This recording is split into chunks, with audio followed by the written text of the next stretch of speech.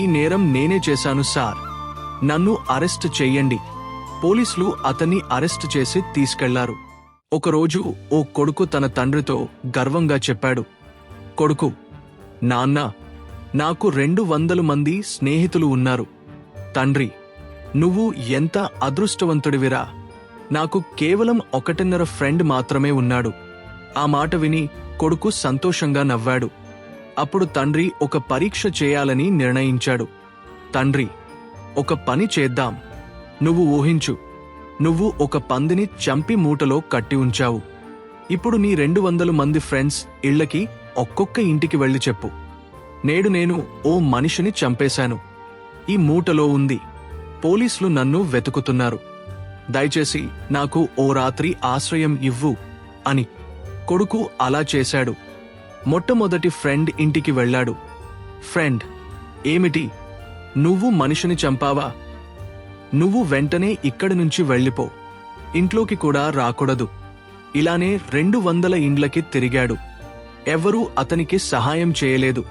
కొంతమంది తిట్టారు, కొంతమంది నేరుగా తలుపు మూసేశారు. తన 200 మంది స్నేహితులలో ఒకడు ఆశ్రయం ఇవ్వలేదు. ఇప్పుడు తండ్రి చెప్పిన 1.5 ఫ్రెండ్ ఇంటికి వెళ్లాడు. ఆయన పేరు సుబ్బారావు. కొడుకు, మా నాన్న పేరు రామారావు, నేను ఆయన కొడుకును. సుబ్బారావు ఆనందంగా, అయ్యో, నువ్వా రామారావు కొడుకా, ఇంట్లోకి రా. అప్పుడు కొడుకు తన కల్పిత కథ చెప్పాడు.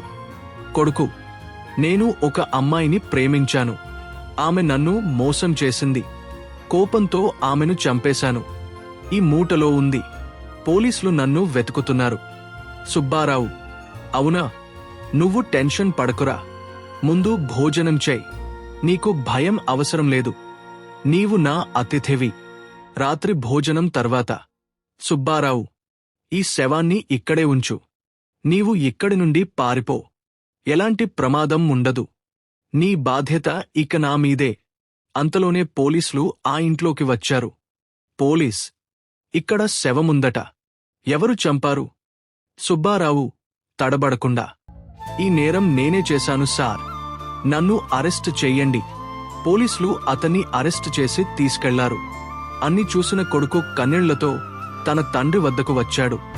కొడుకు, నాన్నా, నాకు 200 మంది స్నేహితులు ఉన్నారు, ఒక్కడైనా నాకు ఆశ్రయం ఇవ్వలేదు.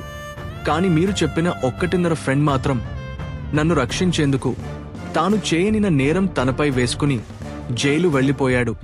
తండ్రి నవ్వుతూ, బాబూ, ఇదే జీవితం పాఠం.